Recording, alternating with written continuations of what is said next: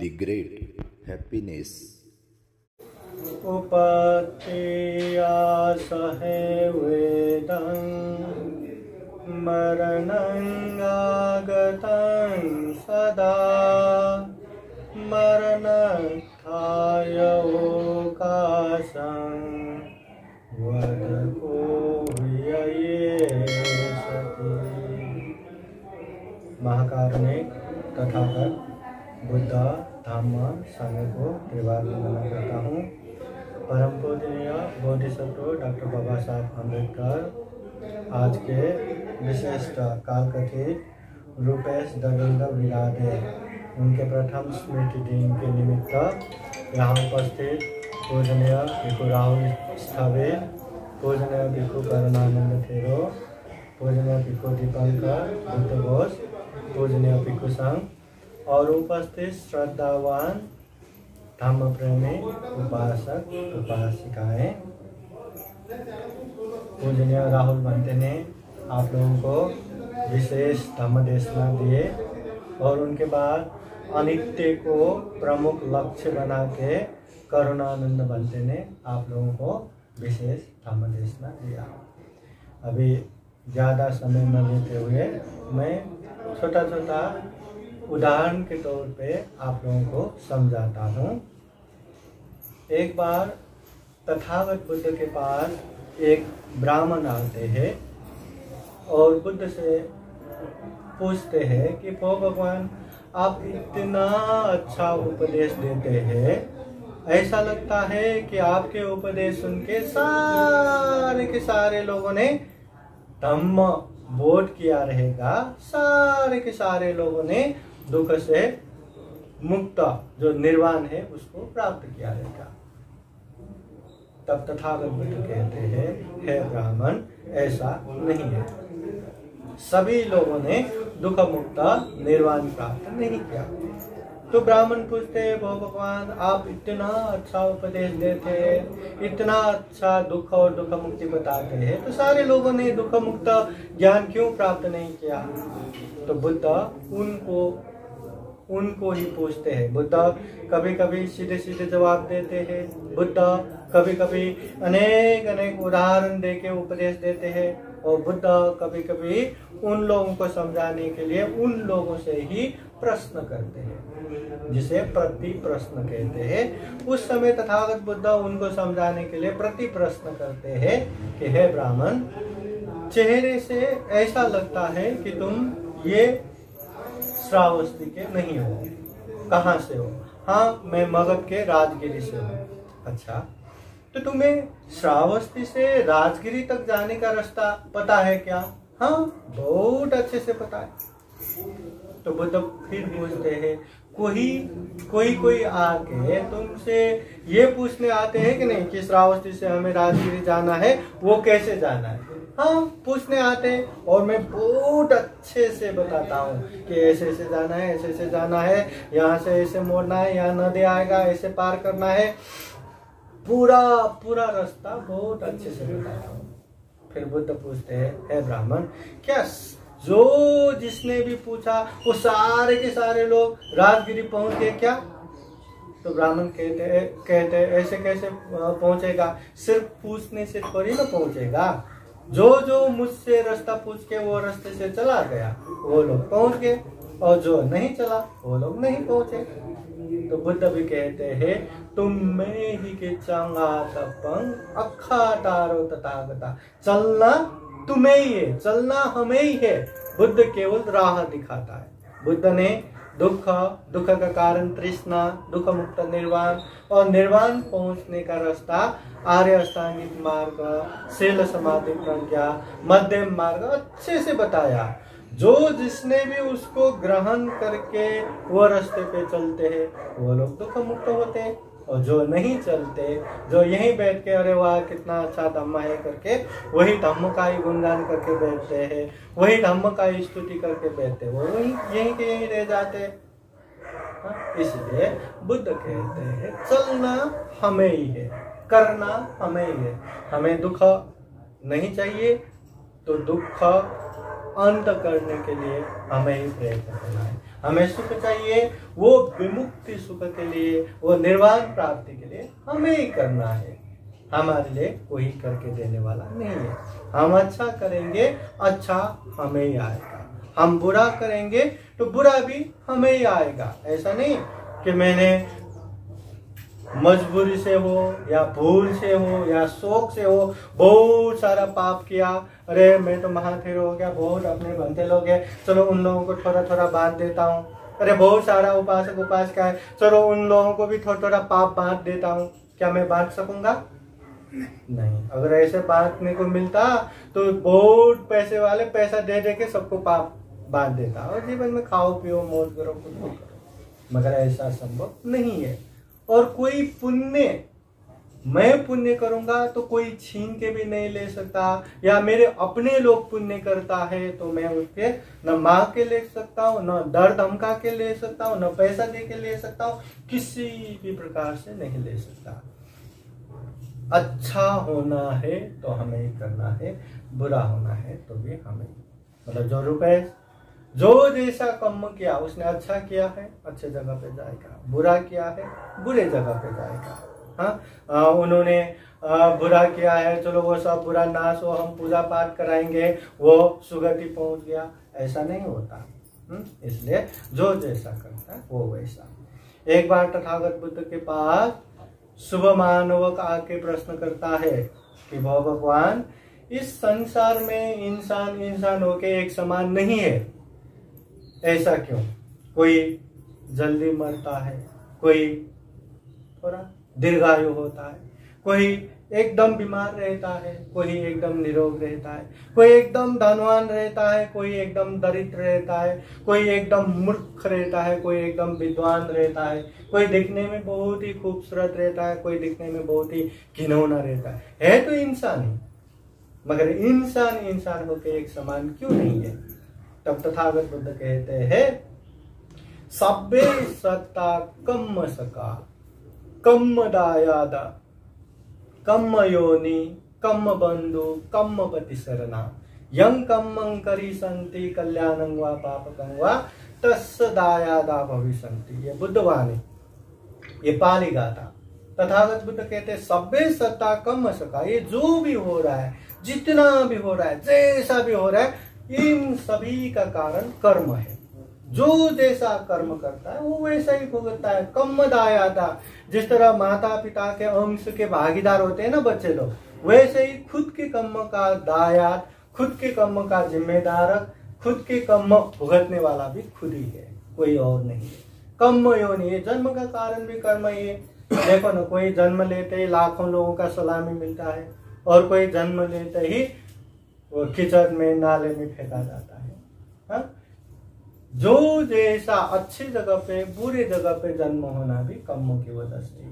कर्म बंधु, हमारा चरित्र हमारा कर्म ही अपना बंधु है। कर्म पति शरणा, हमारा सही शरण भी कर्म ही है।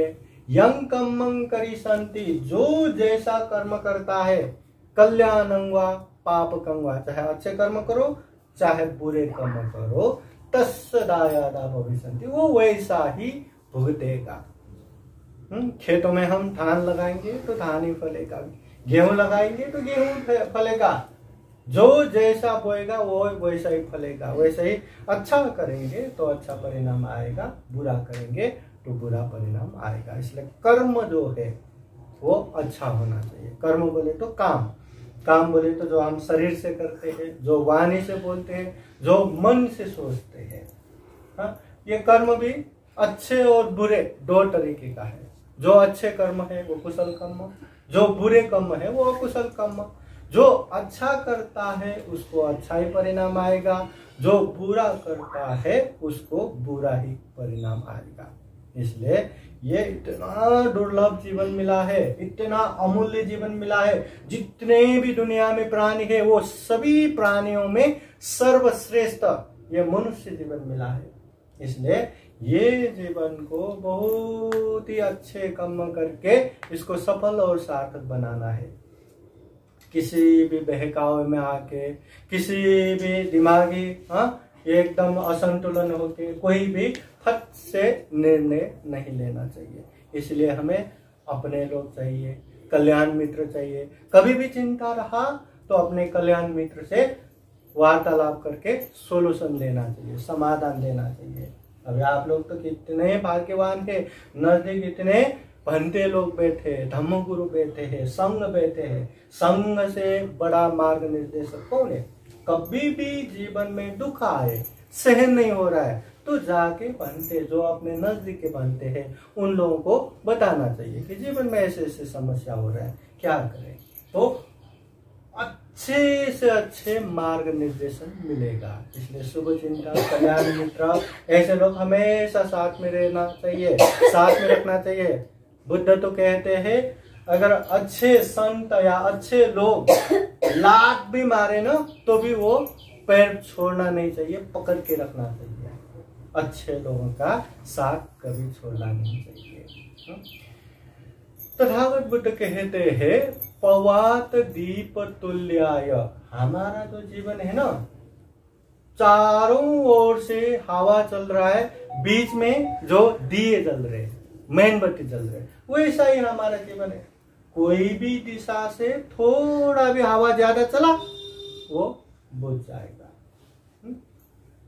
वो हवा में ये मेणबत्ती यहाँ अंदर आराम से जल रहे हैं, अगर फैन चलाएंगे तो कभी भी बुझ जाएगा। इसको खुले मैदान में छोड़ेंगे तो ये ज्यादा नहीं।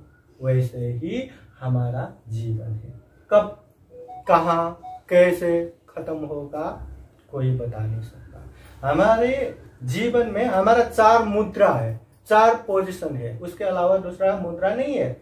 या तो हम बैठते हैं, या तो खड़े रहते हैं, या तो चलते हैं, या तो सोते हैं। ये जो 4 पोजीशन है, 4 मुद्रा है, ऐसी कोई भी मुद्रा नहीं है, ऐसी कोई भी पोजीशन नहीं है जहां रह के इंसान का मृत्यु नहीं हो सकता। बैठे बैठे भी बहुत सारे लोग मर के गए, खड़े खड़े भी बहुत सारे लोग मर के गए, चलते चलते भी बहुत सारे लोग मर के गए, सोते सोते भी बहुत सारे लोग मर के गए। कभी भी कहीं भी कैसे भी मर सकता है। धुवंग में मरणं अधुवंग में जीवितम, मरना निश्चित है। कोई ऐसे प्राणी नहीं है जो नहीं मरेगा, कोई ऐसे इंसान नहीं जो नहीं मरेगा। यहाँ जितने लोग भी दिख रहा है ना, 50 साल के बाद या मैक्सिमम 100 साल के बाद एक भी दिखने वाला नहीं, एक भी जिंदा नहीं रहेगा, सबके सब मर चुका होगा। निश्चित है मरना, मगर अधुवंग में जीवितम, अनिश्चित है जीना। हम कब तक जिएंगे किसी को पता नहीं। पता है क्या? अगर पता रहता तो कितना अच्छा होता। चलो 100 साल नहीं चाहिए, 80 साल या 60 साल या 50 साल भी निश्चित रूप से जिएंगे, ऐसा होता तो हम एक टाइम टेबल या शेड्यूल बना के रखता।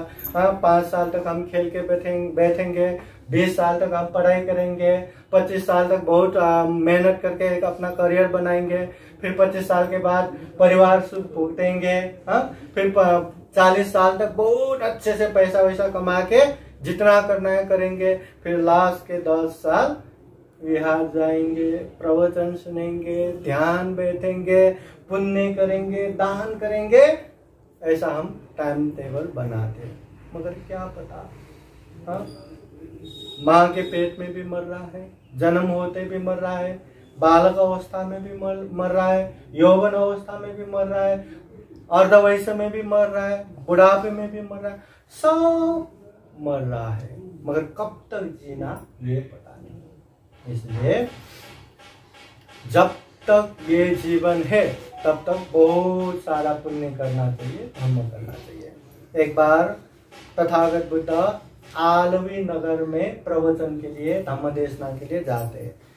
वहां पहुंचते ही बहुत सारा लोग वहां जमा होते हैं, फिर भी तथागत बुद्ध कोई उपदेश नहीं देते हैं। क्योंकि वहां एक छोटी सी बालिका आना बाकी था, उनके लिए तथागत बुद्ध वहां गए थे। जब छोटी सी बालिका मुलगी, छोटी सी मुलगी वहां पहुंचते हैं तो तथागत बुद्ध उनसे प्रश्न करता है कि बुद्ध को वंदना करके एक जगह बैठे तो उनसे पूछता है तथागत बुद्ध कि हे उपासिका, तुम कहाँ से आए हो? अभी कहाँ से आए? घर से आए ना। तो वो बोलती है मुझे पता नहीं। सारे लोग कहने लगे अरे कैसे बच्ची है, बुद्ध से भी ऐसे मजाक करते हैं क्या? घर से आए, बताना चाहिए ना। पर वो बोलती है मुझे पता नहीं। फिर बुद्ध पूछते हैं कहाँ जा रही हो? तो वो बोलती है मुझे पता नहीं। अरे वो कपड़े बुनने के लिए वो जो धागा लेके आए वो पापा को देने के लिए जा रहे, ऐसा बोलना चाहिए। नहीं बोले, पता नहीं बोले। फिर बुद्ध पूछते क्या तुम्हें पता नहीं? तो वो बोलती है हाँ मुझे पता है। बुद्ध पूछती है क्या तुम्हें पता है? वो बोलती है नहीं मुझे पता नहीं। कहाँ से आए? पता नहीं। कहाँ जा रहे हो? पता नहीं। क्या पता नहीं? क्या हाँ पता है। पता है क्या? नहीं पता। सारे लोग चिल्लाने लगे कैसे बच्चे हैं, बुद्ध से भी ऐसे मजाक करके बैठते हैं करके वहां बातें होने लगे। तो तथागत बुद्ध कहते हैं ठहरो, ये उपासिका क्या कहती है पहले सुनो तो सही। बुद्ध ने पूछा कहाँ से आए हो? पता नहीं। क्यों ऐसा? तो वो बालिका बोलती है वो भगवान मैं घर से आए ये बात आपको भी पता रहेगा, सबको भी पता है। फिर तथागत बुद्ध इतने साधारण बातें कैसे पूछेंगे? मुझे लगा कहाँ से आए हो, कौन से जन्म से मैं यहाँ आया हूँ, ये बात तो मुझे पता नहीं, इसलिए मैंने बोला मुझे पता नहीं। फिर बुद्ध पूछते कहाँ जा रहे हो? पूछने पे पता नहीं क्यों बोला? तो बोलते भगवान मैं ये धागा लेके काम करने की जगह पापा के पास जा रहा हूँ, ये तो सबको पता है, आपको भी पता ही चला होगा। फिर बुद्ध इतना साधारण प्रश्न क्यों करेंगे? कहाँ जा रहे हो कि यहाँ से ये जन्म से कहाँ जा रहे हो, मरने के बाद कहाँ जाएंगे, ऐसे पूछा। समझ के मैंने कहा मुझे पता नहीं, क्योंकि हम यहाँ से कहाँ जाएंगे, किसी को कुछ भी पता नहीं। फिर बुद्ध कहते हैं पता नहीं क्या? बोलने पे क्यों बोला पता है? तो वो बोले भगवान कुछ साल पहले आप यहाँ आके अधुवंग में मरणं धुवंग में जीवितं, धुवंग में मरणं अधुवंग में जीवितं, मरना निश्चित है जीना अनिश्चित है। तब से लेके मैं अभी तक हर दिन मरना है मरना है मरना है, वो अनित्य भावना, वो मरणानुस्मृति भावना करके बैठा हूँ। इसलिए पता नहीं क्या मरना है, पता नहीं क्या, ऐसे पूछा। समझ के मैंने कहा मुझे पता है, मुझे मरना है। तो बुद्ध ने पूछा फिर पता नहीं, पता है क्या? बोलने पे क्यों नहीं बोले? तो बोले मुझे मरना है ये तो पता है, पर कब मरेंगे ये मुझे पता नहीं, इसलिए मैंने कहा मुझे पता नहीं। कहाँ से आए, कौन से जन्म से आए? पता नहीं। कहाँ जा रहे हो, यहाँ से कहाँ जा रहे हो? पता नहीं। पता नहीं क्या मरना है, पता नहीं क्या? पता है। पता है क्या कब मरेंगे, पता है क्या? पता नहीं। फिर तथागत बुद्ध ने उसी को लेके अच्छे से उपदेश दिया। तो वही बालिका ने सबसे पहले धर्मचक्षु लाभ किया, श्रोतापति फल प्राप्त किया। मतलब जीवन इतना अनिश्चित है, अधुवंग में जीवितं ध्रुवंग में मरणं। जीना अनिश्चित है, मरना निश्चित है, ये बात हमेशा याद करना है। विज्जु बुबुल उत्साहो जलरादि परिकन, जैसे वो पानी देता है ना, पानी से ऊपर से पानी डाला तो उसमें बुलबुल जैसा निकलता है, दिखने में सप्तरंगी कितना अच्छा दिखता है वो बुलबुल, मगर थोड़ी देर में वो फट फट फट फट जाता है। तो हमारा जीवन भी वैसा ही है, कितना भी अच्छा बोलो, कितना भी सुंदर बोलो, कब कहाँ कैसे खत्म होगा पता नहीं। हाँ, जैसे वो शिकारी रहता है ना, शिकार करने के लिए धनुष बाण लेके ऐसे ताक के बैठता है, जैसे ही शिकार आया छत से धनुष बाण मार देता है। वैसे ही ये मृत्यु भी हमें वैसे ही ताक के बैठा है, कब कहाँ कैसे हमारी मृत्यु होगी ये हमें पता नहीं। इसलिए बुद्ध कहते हैं भावय मरण सति, मरना निश्चित है, ये हमेशा याद रखो। मरना निश्चित है याद करने से हमें क्या फायदा होगा? कम से कम कभी भी अपने लोग गुजर गया तो हमें ज्यादा शोक संताप नहीं होगा। यहाँ जितने भी बैठे हैं ना, कोई भी अजर अमर ध्रुव नित्य शाश्वत नहीं है, सबको मरना है, अपने लोगों को भी मरना है, जल्दी या थोड़ा लेट सबको मरना ही है। इसलिए अपने लोग जब मरेंगे बहुत पीड़ा होता है, मगर मरना ये निश्चित है, ये याद रखेंगे। तो अरे जैसे वो मर गए, जैसे रुपेश मर गए, वैसे हमें भी मरना है, ये याद करके बैठ पाएंगे। अनित्य मरणानुस्मृति भावना करके बैठ पाएंगे। दूसरा, जैसे ये रुपेश गुजर गए, रुपेश गुजर गए तो अरे मेरे मम्मी है, पापा है, मेरे परिवार है, मेरा ये घर है करके कुछ लेके गया क्या? न मम्मी पापा को लेके गया, न अपनों को लेके गया, न घर, न प्रॉपर्टी, न कुछ लेके गया, सब के सब छोड़ के गया। वैसे ही जब हम मरेंगे हमें भी वैसे ही छोड़ के जाना है, अपनों को भी छोड़ के जाना है, ये धन संपत्ति भी छोड़ के जाना है, सब छोड़ के जाना है। जब तक जिंदगी है तब तक ही है ये सब।